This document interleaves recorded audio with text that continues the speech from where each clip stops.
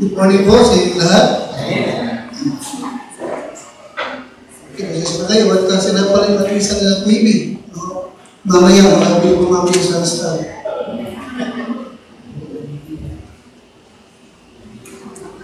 Sana na, mamaya magkabinet. Agad,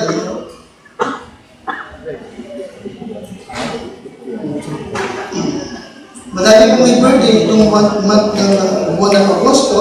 At nakapalan po kayo. Nakalipinalan ng month of August. Ang masaswerte yung mga tao nila.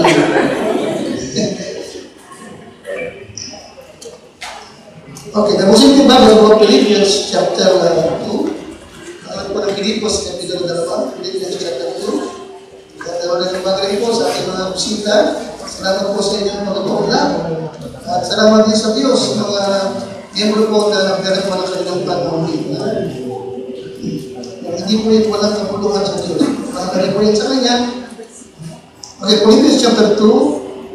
Kung kayo may gaya na, ay mabasahin ko po verse number 5 to number 8. Bilang ating pong talagang sisibing introduction sa ating pong mensahe ngayong umaga. Philippians chapter 2, verse 5 to number 8. Nariyan po kayo? Verse number 5. Let this mind be in you, which was also in Christ Jesus, who being in the form of God, thought it not robbery to be equal with God.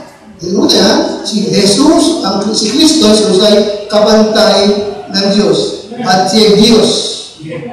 Are you listening? But verse number 7, but made himself of no reputation. At yung Kristong Diyos, nakapantay ng Ama, verse number 7, the Bible says, okay, binalbahalan niya yung kanyang pagkapantay sa Diyos. No? At siya nag-anyong alipin, nakikita po, number 7, and was made in what? And was made in the likeness of men. Diba? Nag-anyong alipin at nakitulad sa mga tao. And verse number 8, and being found in fashion as a man, he what? Okay, nagpakababa pa siya, at siya naging masunurin hanggang sa kamatayan doon sa krus. Nakatibo ba yan? Now, ibig ko kapatid, sa mga tratang ito ay lubos natin only one reason, there's only one reason why Jesus came. Dinaman sa kadahilanan kung bakit si Kristo na bagaimang Diyos ay naparito at nag-anyong tao. Anong dahilan? To die on the cross. Ano yung sinin? To die on the cross. Iyon ang istahing kadahilanan ng kanyang pagparito upang mamatay doon sa cross. Hindi upang ikaw ay umaman, umasenso, hindi para magpakain sa mga dukha, hindi upang pagalingin ang mga may sakit. There is only one reason kung bakit siya naparito. Ang dahilan? To die, pakilabas, to die on the cross. Amen? Ano yung sabi? To die on the cross for our salvation. In Luke 19:10, that's for the Son of Man is come to seek and what? To save. Siya na po ito upang kanyang hanapin at iligtas ang mga nawawala. At hindi ginawa niya sa kanyang kamatayan doon sa krus. Bakit niya ito ginawa? Ano ang dahilan? At siya naman doon sa krus. Anong dahilan? At saan tayo nais iligtas? Secondly, there is only one reason bakit siya naparito at namatay. And that is because there is a literal hell. Amen? Amen? There is a literal hell. Meron talagang lugar na tinatawag na infierno. Meron talagang literal na lugar na doon ay mayroong uod at apoy na hindi namamatay. Wala yung binabanggit, no? If there is no hell, umuwi lang tayo. Nagsasaya lang tayo ng panahon dito. If there is no hell, bakit meron pa tayong nakondos? Bakit meron pa tayong suluinin? If there is no hell, bakit kailangan pa nagpupunta tayo ng hasaan, ng pila, ng muhon? Bakit nagbukas pa tayo ng gawain sa lumban? Bakit ginagalugot natin ang kalayaan ng pete kung wala namang hell? Ano yung sabihin? If there is no hell, bakit matatakot ka pag gumawa ng masama? Kung doon ka magkakapera, kung doon ka yayaman, nakikinig ka sa akin? If there is no hell, bakit kailangan mo bakit kailangan mo talikuran yung mga ginagawa mo? E di, kumain ka, uminom ka, magsaya ka, bukas naman mamamatay ka, wala ng lahat. Are you with me? But there is hell. Hell is real. Don't forget that.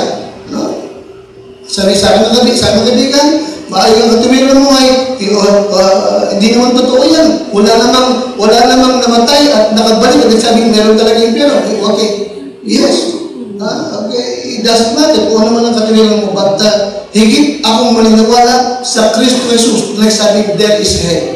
There is hell. Okay? Hell is real. Hell is real.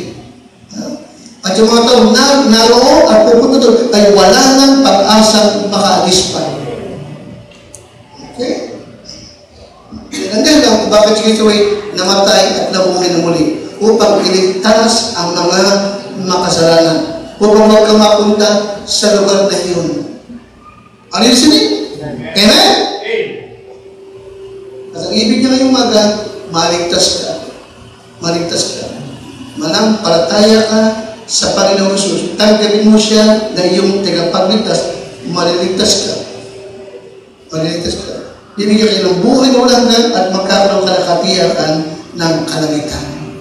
Pagkaibigan, one thing, gaano man ikaw kasama, gaano man kalaya o narating mo, palayo sa Panginoon, ililigtas ka niya kung magtitiwala ka lamang sa Kanya. Sabi ng Bible, walang lumalapit sa kanya na kanyang itataboy at itinaboy. Wala. Remember yung Samaritan woman? Marami naging asawa, pero kita mo, pinuntahan ng Panginoon, naligtas. Si Zacchaeus, na masamang tao, kilala masama, pinuntahan niya, naligtas pa rin. And even yung demonia of the Gadara, alam mo ito? Tapos pa, nalibo-libong demonyo, nagtawid pa siya ng kabilang ibayo ng dagat. Pinuntahan niya, niligtas siya, at hanggang sa bandang huli, nung nakapako sa doon sa krus ng Kalbaryo, yung magnanakaw na nasa kanyang katabi, iniligtas pa niya hanggang sa huli. Ano ko sabihin? Amen? Gaano ng kasama? Kanyang iniligtas. Sa bagat yun, ang dahil ng kanyang pagparito, to seek and to save that which was lost. Amen?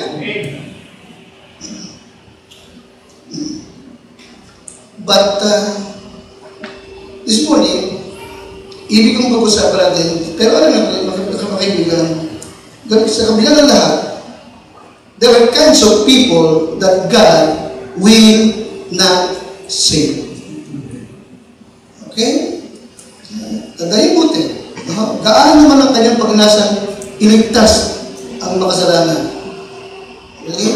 Pero isang katotohanan, there are kinds of people, 4 kinds or 5 kinds of people that God will not save. Lord, ako yung tulungan sa paghatid ng iyong mga salita. Mausap ka sa aming gitna, Panginoon ko. Ako ibigyan mo ng lakas, ng boses, ng kapangyarihan mo, upang ituro kong maliwanag ang katotohanan ito. Gawin mo ko, O God, Holy Spirit, alang-alang sa aming Panginoon Jesus. Amen. Yes, there are 4 kinds of people that God will not save. Number 1, in Luke 18, 9-14, tandaan mo din, God will not save the self-righteous. Okay? Yes. The Bible says, God is not willing that any should perish, but that all should come to repentance. Di ba? Ayun na sino man ipapahamak. Na sino, palito talaga, upang hanapin at iligtas ang wala.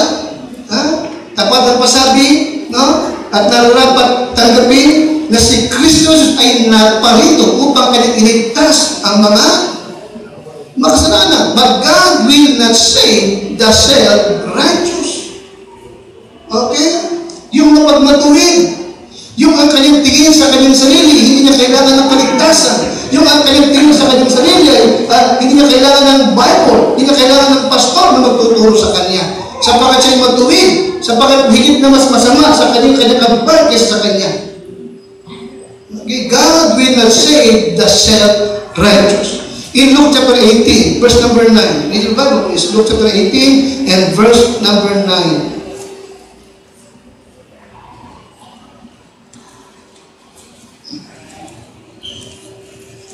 Luke 18 and verse number 9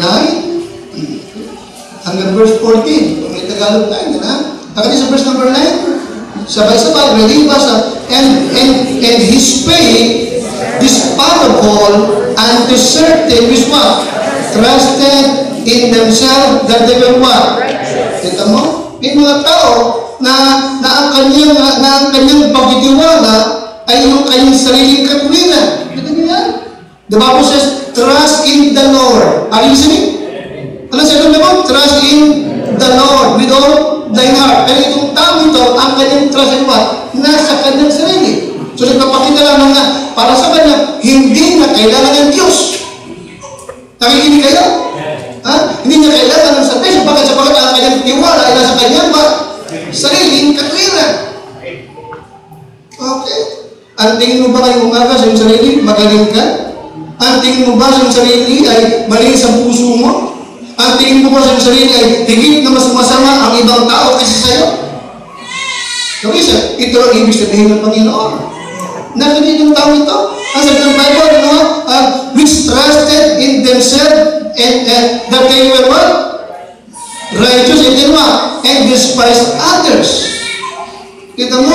Ikinukumpara niya yung kanyang sarili, di ba? Sa ibang tao. Okay? Alam nyo, nung ibig sabihin ng Panginoon, maraming mga tao, higit sa lahat, itong mga Pariseo ang nagalit sa kanya. Nagalit ang mga taong ito. Tingnan niyo sabi niya sa verse number 10. Dalawang lalaki ang nagtungo ng templo. Kaya po yun? Okay. Upang manalangin. Sino yung isa? Yung isa Pariseo. Yung isa naman is what? Yung co-publican o tax collector. Okay? Now, itong mga Pariseo, they were arrogant. Mga arrogante po ito. Ano pa? He said, self-righteous and holier than thou. Ang tingin na sa sarili ay higit silang banal kaysa kanila naman. Sobrang mahigpit. Ito yung uri ng mga tao na pala bigkas ng talata sa Bible. Ang kinig sa akin? Okay? Pero ang puso naman, malayo sa Diyos. Pala bigkas ng talata sa Bible, di ba? Pero may mga sikretong ginagawa sa kadiliman. Okay? Pero kung makapagsalita, di ba, ay banal at masama ang kapwa nila. Alright? Okay. Samantala itong publikano ay talagang kilalang masamang tao. Nakikinig sa akin? Kilalang masamang tao, mapaglipid, at nagtatrabaho siya sa Roman government upang maningil at kikilan yung kapwa niya, Israelita. Masama talaga. Okay? Pero noong oras na yun, sabay sila nagtungo ng templo. Yung Pariseo na ang kanyang tingin sa kanyang sarili ay matuwid siya. At samantalang yung publikano naroon sa sulok. At hinahatulan ng Pariseo. Notice verse number 11. Sabi ng Pariseo, nag-pray na siya. Number 11, ano kanyang prayer? Ang Pariseo ay nakatayo at nananalangin sa kanyang sarili. Kita mo? Kanyang siya nagpipray, pakilakas, sa kanyang sarili, hindi sa Diyos. Bakit? Sapagkat ang kanyang tingin ay siya naman righteous. Sabi niya, Diyos, salamat, hindi ako gaya ng ibang tao. Ganyan ka ba? Nakikinig sa akin? Ganyan ka ba? Hindi ako gaya ng ibang tao na manlulupi, liko, mapakalunya, hindi man lamang gaya ng maniningil, at hindi rin ako gaya ng tao ito na kataliko na maniningil ng buwis. You see that? Verse number 12. Sabi ba niya, ako'y 2 ulit nagpa-fasting bawat isang linggo. Nagtatouch ako ng aking kinakamtan. You see? Verse 13. Samantalang yung tao na kanyang inaalipusta na masama daw na tao, nakatayo sa malayo at hindi niya man lang magawang tumingin sa langit. Bakit? Sapagkat alam niya na na hindi siya karapat dapat sa Diyos sapagkat siya'y makasalanan. Kanyang dinadagukan ng kanyang dibdib. At kanyang sinasabi, Diyos, ikaw ay mahabag sa akin na isang makasalanan. Nakatinig po yan. In verse number 14, the Bible says, sabi ng Panginoon, lumabas silang pareho ng simbahan. Lumabas silang pareho ng church. Okay? Yung Pariseo na self-righteous, sabi ng Bible, hindi nakatanggap ng kapatawaran sa Diyos. Samantalang yung masama na patawad ng Panginoon. Bakit? Sapagkat yung masama, alam niyo masama siya, humingi ng tawad. Inamin niya sa isang makasalanan. Samantalang isa, ang tingin sa kanyang sarili, walang dapat ipatawad sapagkat siya'y matuwid na tao. Now listen, Christian, tanda yung book niya. Yes, God is not willing that any should perish. But God will not save you kung ang tingin mo sa iyong sarili ay matuwid kang tao. Are you with me ba din? Amen? Listen, when was the last time na sa iyong panalangin nagpakababa at sabi, Lord, I'm sorry, nagkasala ako sa iyo. Kailan mo ginawa yan? Nakikinig ba ka sa akin?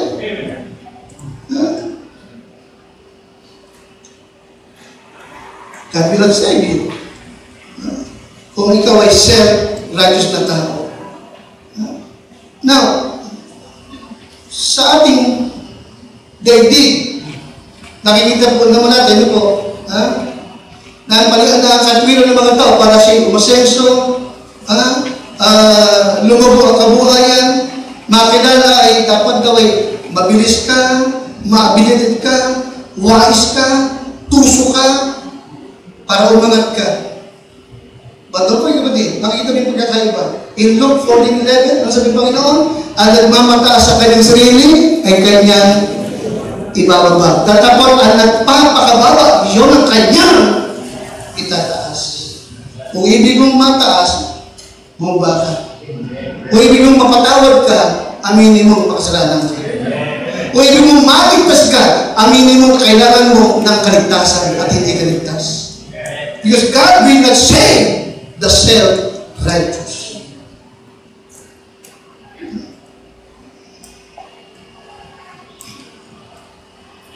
Secondly, Matthew 23 and verse number 13.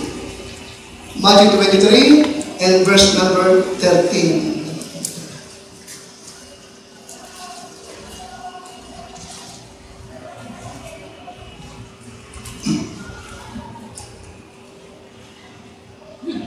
Alright, andyan na po kayo?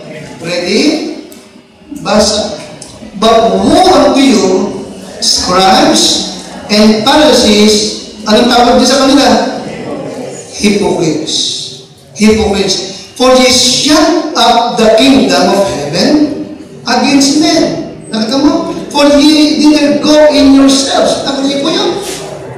Neither suffer ye then that are entering to go in.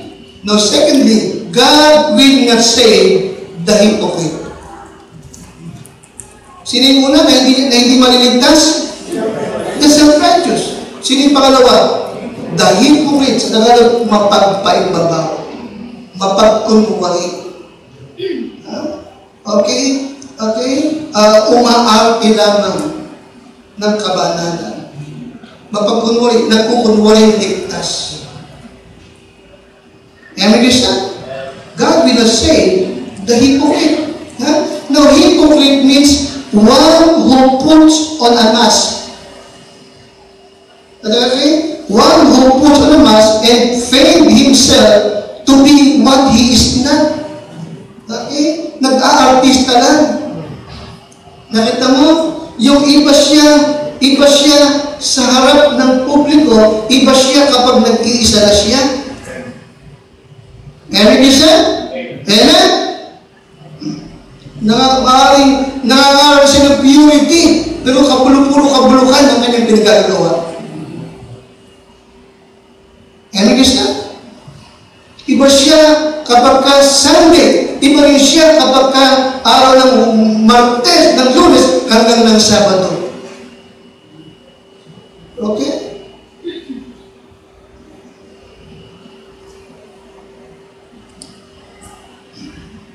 An actor. Alright? God will not say the hypocrite. Nagbalik-balik ng verse number 13. Nakakita mo ito? Sabi niya, bubaguan mo yung scribes and Pharisees. Sabi niya, kaliway hypocrite. Sabi niya, for you shut out the kingdom of heaven. Okay? Ayaw nyo makapasok sa langit, at yung ibig naman makapasok sa langit, nakatingin mo, ano ginagawa nila? Hinaharap ninyo. Nakatay mo? Nakatay mo yan? Nakatay mo yan? Dapat mo naman, ito mga palis nito, na hypocrite ay hindi ligtas.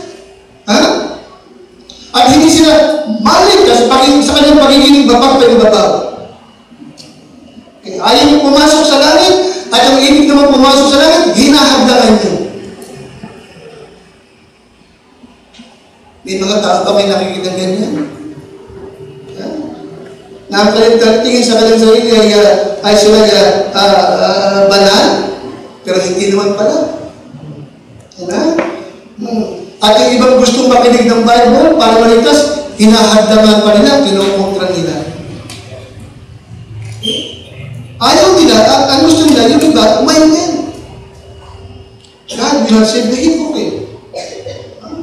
But there, may dalawang uri ng hypocrites.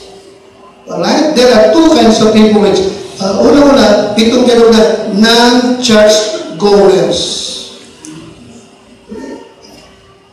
Ito yung mga taong nagsasabi, they are Christian. Nakikinig ba kayo sa akin? pero hindi dumagalo ng church. They are hypocrites. Okay? Na nakakatagpo tayo nito na kapag binisita mo at inimbitahan mo mag-church at tinanong mo, ikaw ay ligtas na? Are you sure that if you die today, you will go to heaven? Ang sagot niya ay, alam mo, yung church na pinanggalingan ko, hindi namin pinag-uusapan yung tungkol sa kaligtasan yan. Iba kasi ang aming paniniwala. At hindi namin pinopwersa ang tao. Hinahayaan namin siya na magpasya sa kanyang sarili. Nakatagpo ako ng ganyan. Yan, alam mo, Pastor, yan ang ayaw ko sa ibang church. Namimili. Hindi naman ito pinipilit. Ang tanong ko, saved ka ba? Hindi naman ito pinipilit eh. Okay.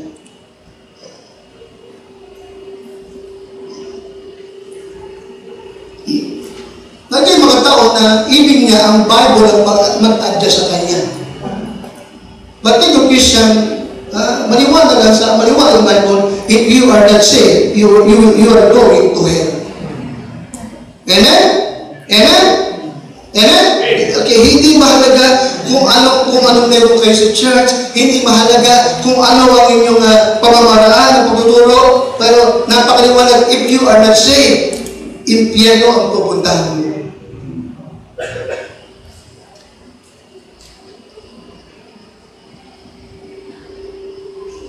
Nakatagpo kami ni Padre Roberto sa may anong lugar ba yun? Mabuntang place. Hindi ko nasabi kay Ruben, napuntahan ko rin last week. Nagalit sa akin, nagtuturo daw siya ng katisismo. Eh nakatok ni Ruben. Nakabukas naman ng gate. Pumasok siya. Nagalit sa kanya. Napagsalita pa kami ng masama.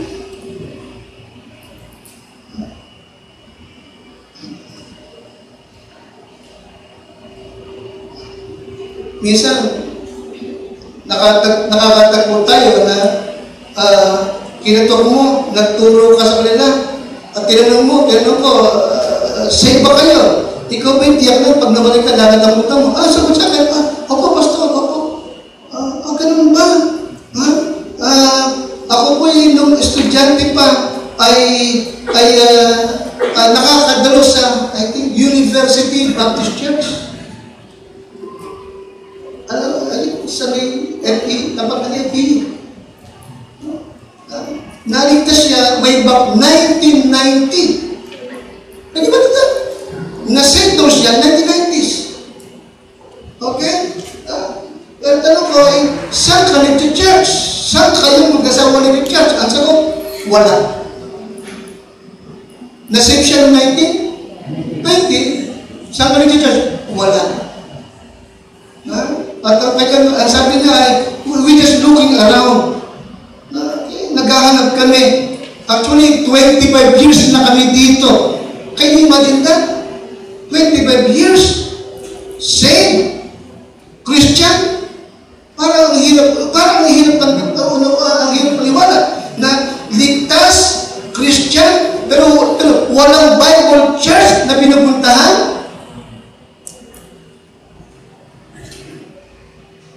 Ako, panay ito, unsaved to. Sinungaling ito, hypocrite. Parang nahirap unawain na anak ng Diyos, ligtas, may Holy Spirit, pero walang desire, walang appetite sa bahay ng Diyos. Ano ba? Walang desire sa God's house para makinig sa pastor na nagtuturo ng salita ng Diyos. No, Romans 8, the Bible in Romans 8:14, for as many as are led by the Spirit of God, they are the sons of God. Ano ba ito? Amen? This is Christian. If you are saved, there is something in you that makes you to desire to be in God's house every Sunday. Okay? And to listen to the Word of God and to fellowship with God's people. Tama ba? Wala pa dito. Ito pala. Tama, di ba? Ito ang katotohanan. Ang ligtas talaga, meron siyang desire na appetite na mag-church. Tama yung sabi ni sister, hindi mo siya pipilitin, hahanapin niya. Babalik at babalik siya. Okay? Bakit siya meron desire? Bakit meron siyang appetite sa God's house? Bakit meron siyang desire? Bakit siya meron siyang appetite to listen to the Word of God and to fellowship with God's people? Ang dahilan, Romans 8:14, ang bawat pinapatnubayan ng Espiritu ng Diyos. For as many as are led by the Spirit, that they are the sons of God. Okay? And He is a new creature. And 2 Peter chapter 1 and verse number 4, 2 Peter 1, 3-4, sabi ng Bible, there is a divine nature. Yun ang nagnanasa ng mga bagay ng Diyos. 2 Peter chapter 1, 3-4. Yun yung Bible, ha?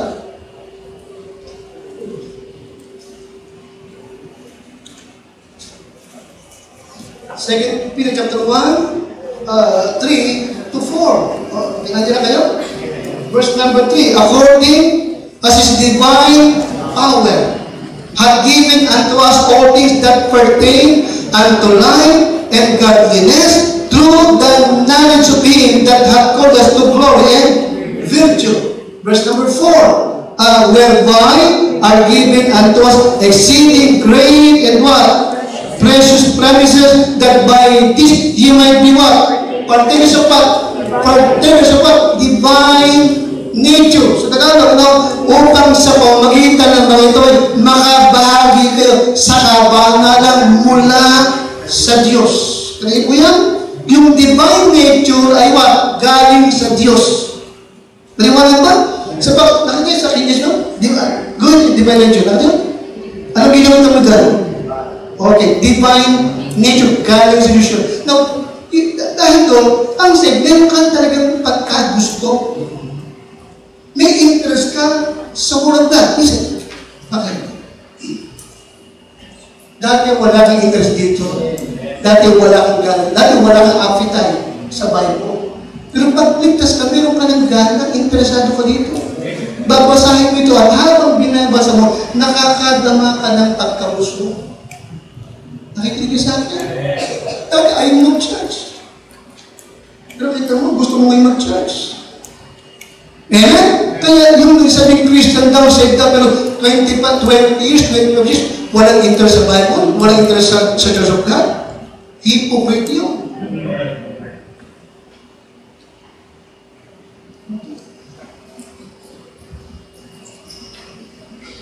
Again, kaya, if you don't have it, you are not saved. Christ is not in you. Okay? Wala sa iyo ang Panginoon. Ha? Kaya yung magang, suriin mo sarili mo. Ha? Okay? Suriin mo sarili mo. Ha? Sino ka doon sa dalawang pumasok sa templo? Ha? Ikaw ba yung katulad nung Pariseo? Amen? O ikaw yung katulad nung publikano? Nung sabi, Lord, be merciful to me, a sinner. Okay? Huwag kang maging mapagpupar eh. Okay? So yung unang-una is what? The non-church goer. Secondly, the church goer. Ito naman, church goer. Ito naman, church goer. Okay? Okay? Church goer siya. Pero ang problema naman, kapag siya nasa church, ano naman siya? Fault finder. Laging mali yung kanyang nakikita. Marami siyang hindi nagugustuhan sa church. Nakikinig sa akin? Nakikinig sa akin? Oh, yung unang uri ng hypocrite, ano siya? Non-church goer. Yung pangalawa, church goer. Alright? Anong problema lang sa kanya? Fault finder. Lagi siyang merong hindi gusto. Lagi siyang merong pintas. Lagi siyang merong negatibong nakikita. At complainer. Managlamu siya. Ano pa? Bitter. Lagi may kagalit. Lagi merong kinaiinisan sa church. Amen. 1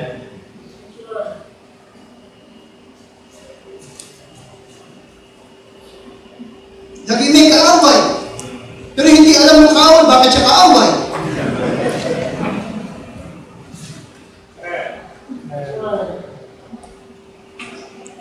Ang problema, yung kanyang mga maling nakikita, yung kanyang complaint, sa bahay niya sinasabi, habang kumakain ng almusal, tanghalian, hapunan, merienda.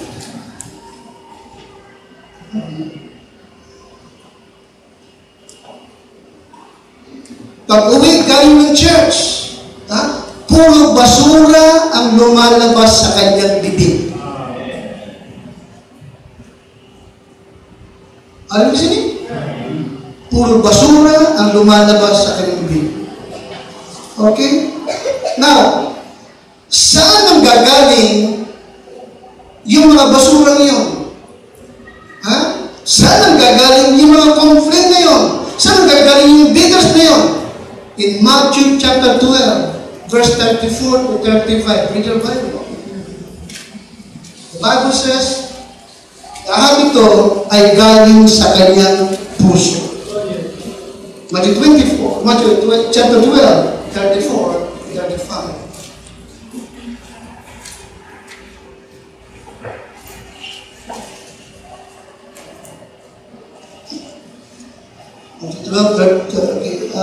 Alright, kayong lahi ng mga ulubong. Nakita mo, tinawag niyang serpent sila. Paano kayo na masasama ay makapagsasalita ng mabubuting bagay? Nakita mo, bakit garbage? Bakit masama ang lumalabas sa kanyang biglang nila? Kasi masama siya eh. Maliwanag ba? Maliwanag ba? Sapagat masama siya. Okay? Paano kayong masama ay makapagsasalita ng mabubuting bagay? Sapagkat sa kasalanan ng iyong puso, ano na sabi? For out of the abundance of the heart, the mouth speaking. The mouth speaking. Verse 25. Ay na, ang mabuting tao sa kanyang mabuting kayamanan ay kumukuha ng mabuting bagay, at ang masamang tao sa kanyang masamang kayamanan ay kumukuha ng masamang bagay. Okay?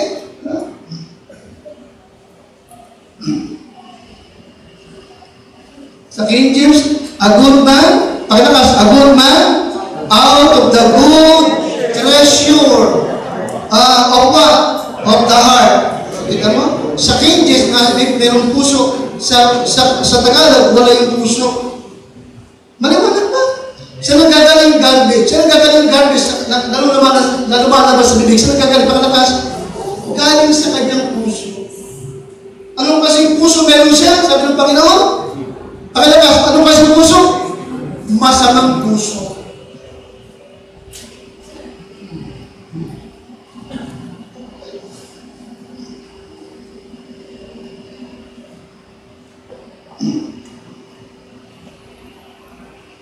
Kaya pala siya full of garbage, sapagkat full of garbage sa laman ng puso.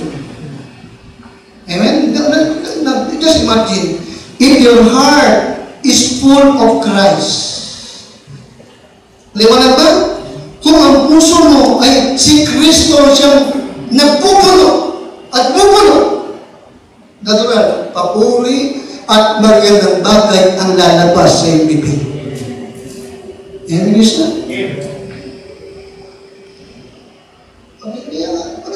Tinan mo sarili mo. Ano lagi ang lumalabas sa bibig mo? Papuri ba? Ha? O pintas? Ha? Magagandang bagay ba? O masasamang bagay? Ha? Kaya makakakita ka ng mga churchgoers pero walang burden sa ministry. Churchgoer pero walang burden sa kaluluwa ng ibang tao. No, bakit ka ba nagpupunta ng church? Para maghanap ng mali? Hindi ka nagpupunta rito para maghanap ng mali. We go to church to worship God. Amen? And to praise His name, the holy name of Jesus.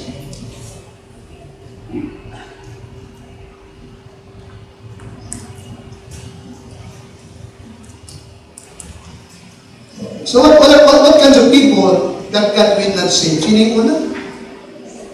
The self-righteous. Sino yung pangalawa? The hypocrite. Sino yung hypocrite? Mapagkunwari. Nag-aartista. Yan ang Christian. Kaya nga sa Christian, kung talagang Christian ka, kung talagang saved ka, maging totoo ka. Amen? Makita talaga si Jesus sa buhay mo. Sinasabi mo ligtas ka, ipakita mo ligtas ka. Ipakita mo talaga yung buhay mo, binago ka ng Panginoon.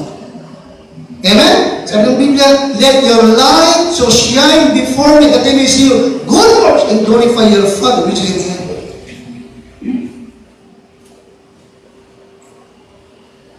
Kaya, na may pag-asa ba itong mga tao ito? May pag-asa. Anong kailangan lang? Sabi ni Jesus, except ye repent. Except ye repent, ye shall all likewise perish. Repent. Amen? Repentance is changing of mind. Ngayon isa, magbago ka ng iyong pag-iisip. Kung inaakala mo matuwid ka sa harap ng Diyos, nawa linumagan. Manggaling sa iyong puso, Lord, be merciful to me, a sinner. Amen, isa? Amen? And then be true to God. Maging totoo ko sa Diyos. Ha? Thirdly, 2 Peter chapter 2 and verse number 20. God will not save the apostate. 2 Peter chapter 2 verse 20 to 24. 2 Peter chapter 2 verse 20 to 24.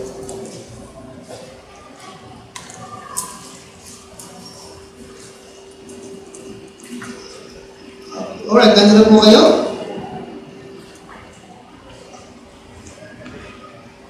Tayo po lahat.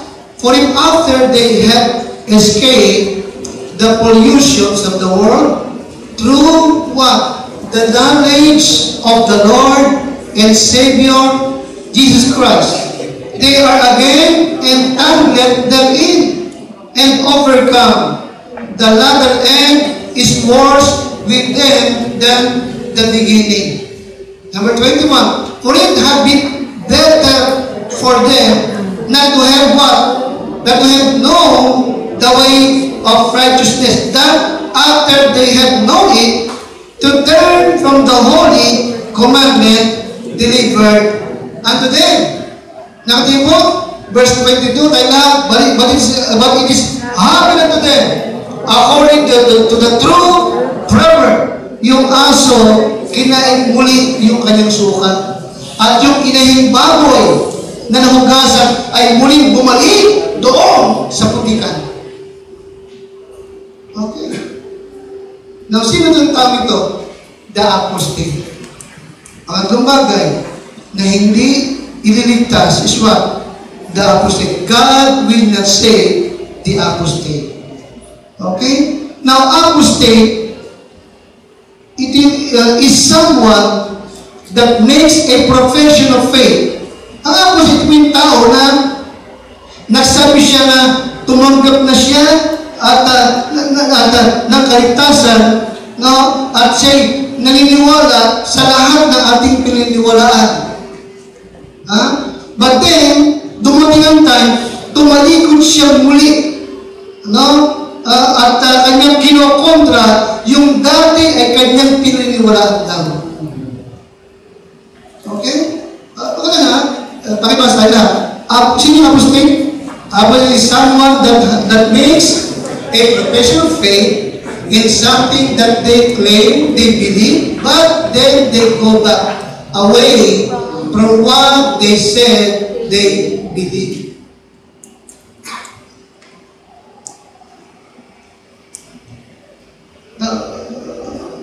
Marami ganyan. Ang lolo niya ay pastor ng Baptist, yung kanyang kapatid ay naging pastor ng Baptist, okay, buong ang kanila ay Baptist, Bible Baptist, and then, ulit, Iglesia na si Cristo. Totoo yan. Totoo yan. And then, sabi niya, dito ako namula. Nakita ko katotohanan. At nag-try pa siya na yung kanyang mga mahal sa buhay ay dahil sa Iglesia ni Cristo. Anong tawag doon? Apostol. Amen? I think, last month, or nakarang buwan, may nabaptize tayo yung people sa lumba, ano?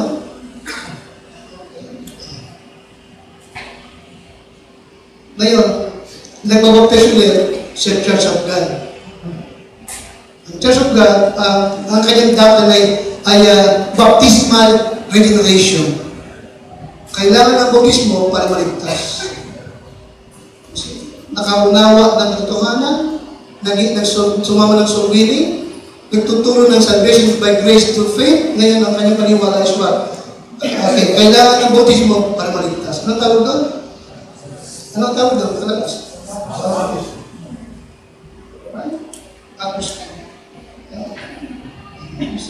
Hindi naman basta nag-backslide, kundi nahulog pa sa kulto. Okay? Ang iba, ngayon, dating daan. Dahil Jehovah, dahil Church of God. Ibig sabihin na, they did not backslide. Ito okay, hindi sila nag-backslide because they did not get saved in the first place. Hindi ito backslider. Okay? Hindi sila backslider because hindi talaga sila naligtas. Okay? In John chapter 10, verse 27, sabi Kristo, my sheep hear my voice, and I know them, and they follow me, and I give unto them eternal life, and they shall perish, neither shall anyone pluck them out of my hand. Amen? Hindi sila ang tupa ni Kristo ay hindi nakikinig sa tinig ng iba, kundi tinig lang ng Panginoon Kristo. Kaya para sabihin, save Christian, tapos nadala ka pa ng iglesia, nadala ka pa ng daming daan, imposible yun kung talagang ikaw ay tupa ni Kristo.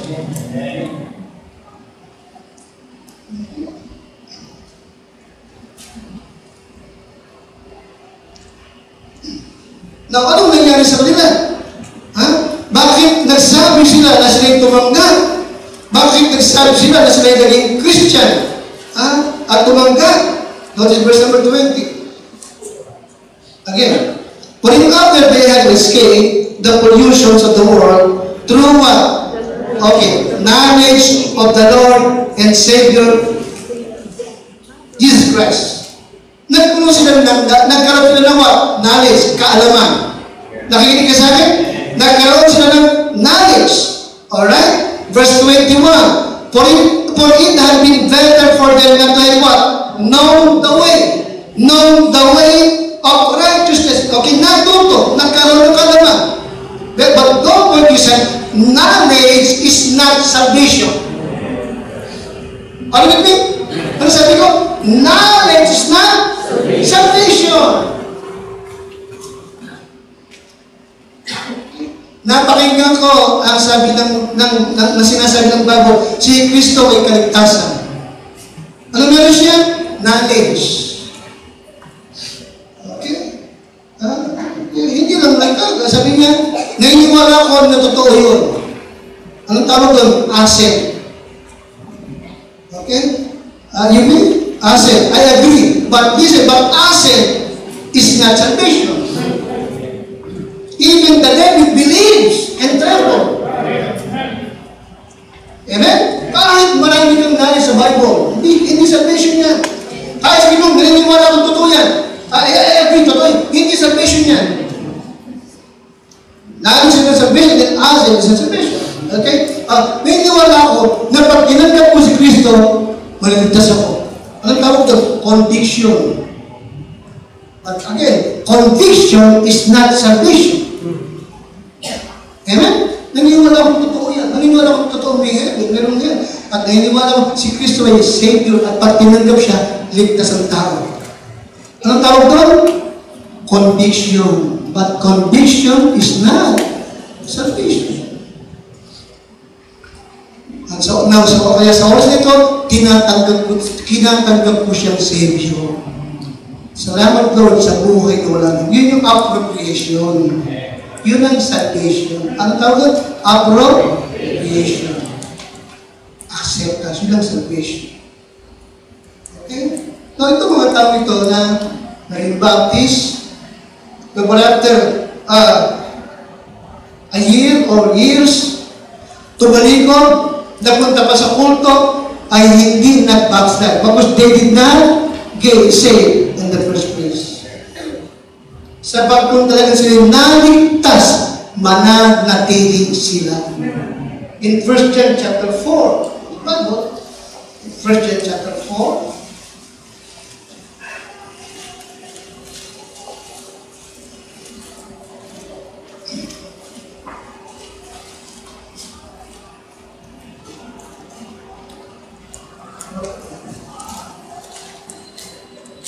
First John chapter 2, 1 John chapter 2, and verse number 19. 1 John 2, 19. Now, bakit sila umalis? Bakit kanilang tinalikuran yung dati kanilang tama naman na pinaniwala? Anong kailan? Bakit sila umalis? 1 John 2, 19. Tayo na, pakinakas.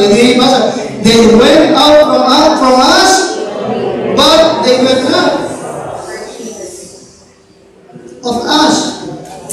For if they had been of us, they would no doubt have continued with us, but they went out, that they might be made manifest that they were not all of us. Umalis sila sa atin, sapagat hindi sila sa atin. Kung sila sa atin, mananatili sana sila dito. Pero sila yung nagsilabas.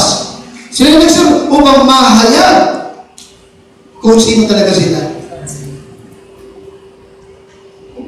God will not say the apostate. Amen? Amen? Balikin mo yung second Peter. Tapos yun, okay, saan sila ginumpara ng Panginoon? Alam niyo mga tao ito, hindi sila nag-backslide, at hindi rin sila nawala ang kaligtasan. Ulit ko, because on the first place, hindi talaga sila naligtas. Okay? At also in 2 Peter chapter 2, verse number 22. Number 22. Ready? But it is happening today, according to the true proverb, the dog is turned to his own vomit. Again, and the soul, or baboy, that was washed to her wallowing in the mud. Tapos ito, saan sila kinumpara ng Panginoon? Sa aso na nung magutom, kinain ulit ang sinukan. Saan pa? Sa baboy, nihinugasan, pinaliguan. Amen? Ginamitan pa ng ano ba yung isa? Hinodepravia, ano pa? Iris Spring. Amen? Inisprayan pa ng Chanel, Jo Malone, amen? Amen? Ginamitan pa siya ng branded na damit, galing sa Uniqlo. Ano ginagawa? Ang baboy, paliguan mo, pabanguhan mo, damitan mo ng branded, pag pinakawalan mo sa pumunta. Sa putik pa rin. Bakit? Kasi na kanyang nature. Amen, Christian? A good-smelling pig. Babango nga, kaso baboy din. Amen? Amen? A good manner, kaso pig pa rin. Amen, Christian? God will not say the apostate. Alam niyo, bakit sa church may mga tao, they sing praises, they pray, they give testimony, Pero sa bandang uli, napakadali pa rin bumalik sa dating buhay. Paglalasing, pagsusugal, pagnanakaw. Ano yung dahilan? Baka dahilan, is still a pig. Hindi tupa. Amen? Amen?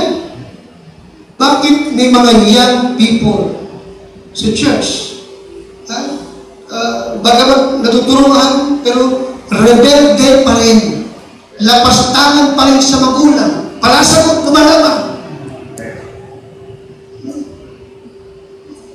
Bago-bago pa rin. Bakit ganun? Ang dahilan? Okay, maraming dahilan.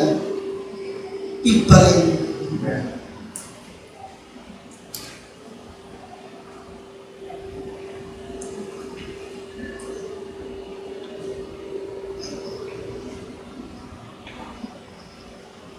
Bakit sa tinalagdagan? Wala ka pa rin peace of mind. Magulo pa rin ang buhay mo. Maraming dahilan. Because your nature has never been changed. You are still a pig. Amen ba siya? Kasi di ba pangako talaga ng Lord? If any man be in Christ, he is a new creature. All things are passed away. Behold, all things are become new. Amen?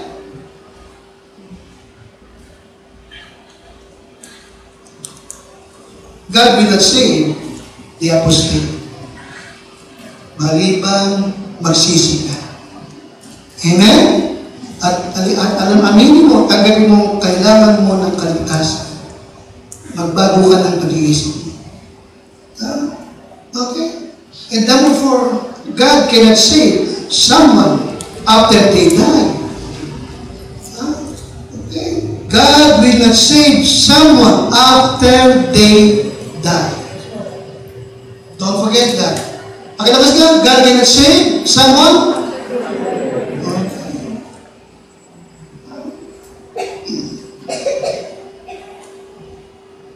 Masakit man ang katotohanan, pero hindi ubra. Isang araw mo lang yan, dalabi ka, Pastor, Kuya Boy, Kuya Arnie, pag-pray niyo yung aking tatay, pag-pray niyo yung aking kuya, nasaan siya? Namatay na siya. Pag-pray niyo siya. Sorry, wala na akong magagawa sa kanya kung patay na siya. Are you with me? Wala na akong magagawa sa kanya. Okay?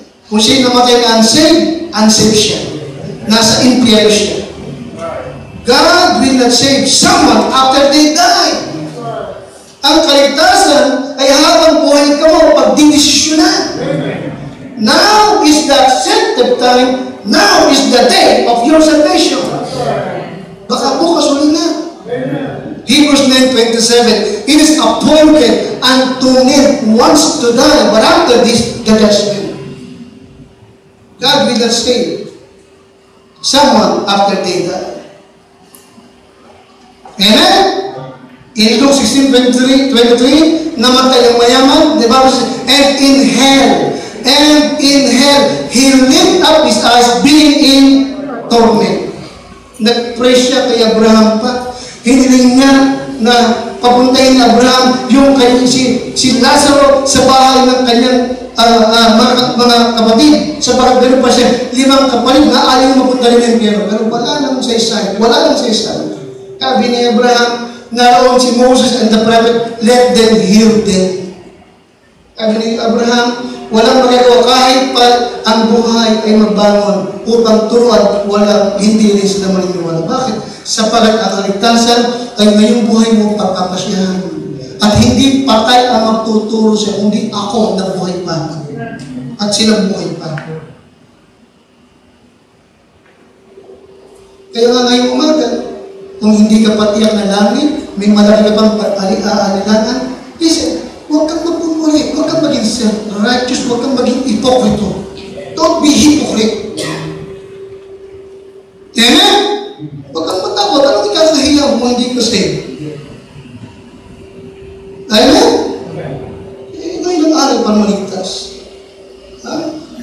may mga mahal ka sa buhay, alam mo hindi pa saved.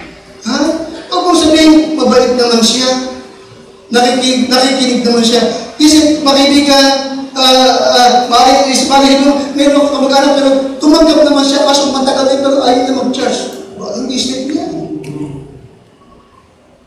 Hindi saved niya. Walang desire, walang appetite to go to church. Walang desire, walang appetite to read the Bible. Sabi ko inisip ko, honestly, ako'y takot sa'yo na nagsasabing, save ka lang, tumanggap ka lang, pero hindi ka nagpapasa ng Bible. Nagkakapera, hindi bumibili ng Bible, umaasa sa hingi. Anong klaseng tao ka? Kung talagang Christian ka, talagang gagawa ka ng paraan, makapag-ipon ka, makabili ka ng sarili mong Bible. Nakakabili ka ng gusto mong damit eh. Tama, di ba? Sa mga nakakapunta eh. Akapi-kapi ka pa dyan. Ang mahal ng kape eh. 170 kape. 180. Amen? Ipunin ko yun. May Bible na ako, natin 2,000. Amen? Pag pinigaw, may lumalabas na kape. Mas masarap yun. Tingnan to, di ba?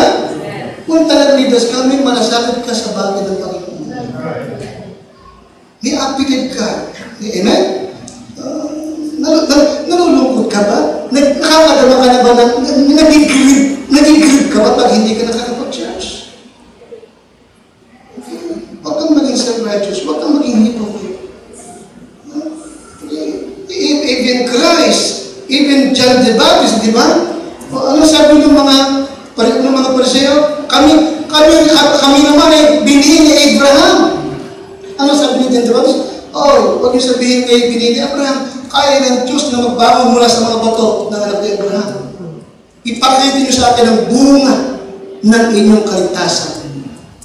And Christian, ang saved, may fruit kang makikita sa kanya. Ay mo ka. Ikaw magsabi. Nasaan yung fruit ng repentance? Nasaan yung fruit ng salvation? Meron bang bunga? Meron ka bang appetite? Meron ka bang desire sa mga bagay ng Diyos? Ano gusto? Saan mo ginugugol yung malaking panahon? Oras sa labin mo? Para sa Panginoon. Kaya hanggang may panahon pa, malakas ka pa, matino pa yung isipan mo, ngayong umaga, ngayong umaga, ito yung tanging pagkakataon para talagang makatiyak ang hindi ka maligtas. Because God cannot save you kapag namatay ka na. Amen? Now is the accepted time. Now is the day of your salvation. Okay? Tayo natin tumuhin. At habang nakatayo at